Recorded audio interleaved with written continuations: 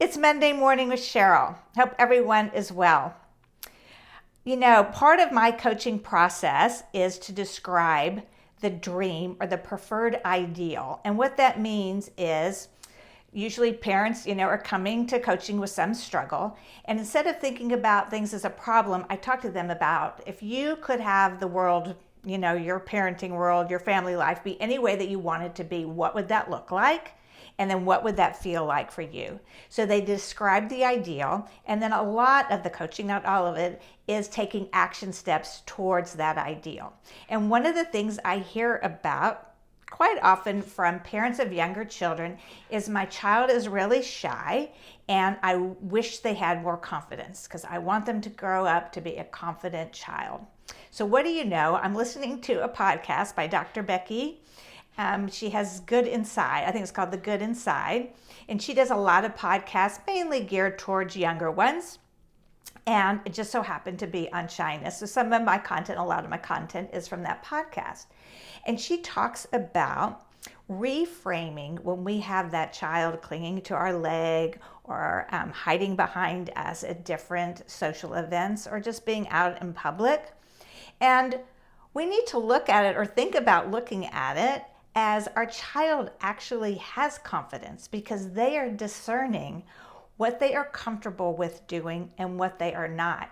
And she tells a story of where she had 2 sessions back to back, one with the parent describing their shy young child and wanting them to have confidence. And then the second session that followed that one, it was teenage parents who were saying, I wish my child would think before they acted. They just follow along and they're making really bad choices. So I wish they just would take their time and make better decisions.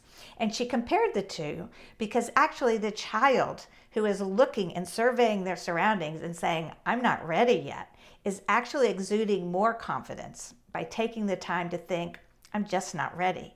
So as parents to think about reframing that, looking at it as my child has confidence and they are aware of what they're ready to do and what they're not. So as parents to really support them in their decisions, say it's up to you when you're ready. Sometimes it takes time.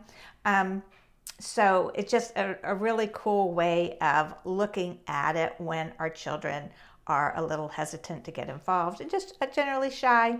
And most of us outgrow it at some point or another.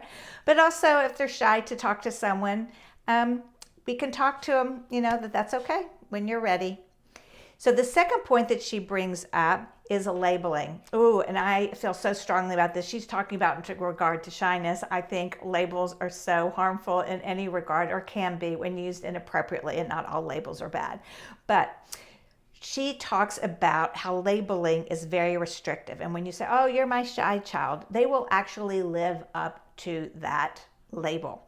And we want them to know they are way more than that label, whether they're a picky eater or they have ADHD, they are not their label. That is just one small part of who they are.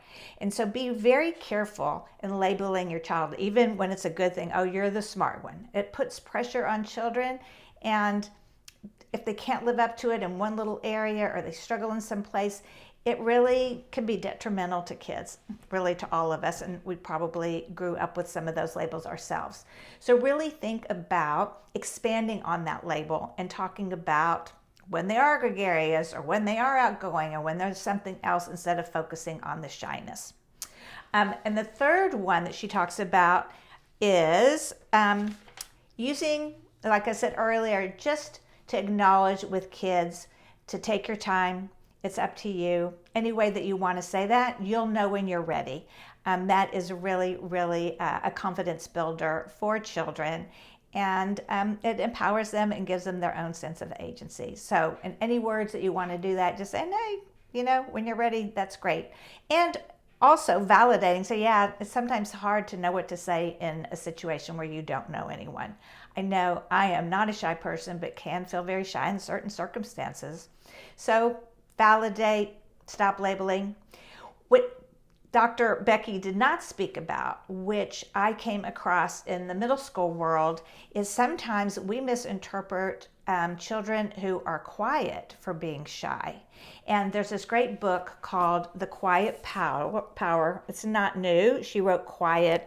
It's Susan Cain. But it really opened my eyes to children in the classroom. That sometimes quiet children have a lot to say in just other ways, and they can be leaders, and we need to be careful not to overlook them. So again, sometimes when we see quiet older children, we label them as shy, and we need to realize the quiet power of kids who are introverts and may not be the outgoing ones, but really can shine in all sorts of ways, and need to recognize them for that.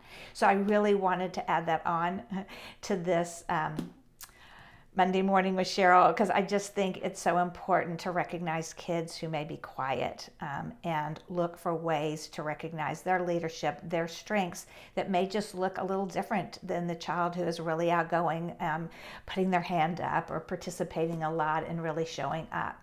So be careful not to overlook the quiet ones. So again, reframe.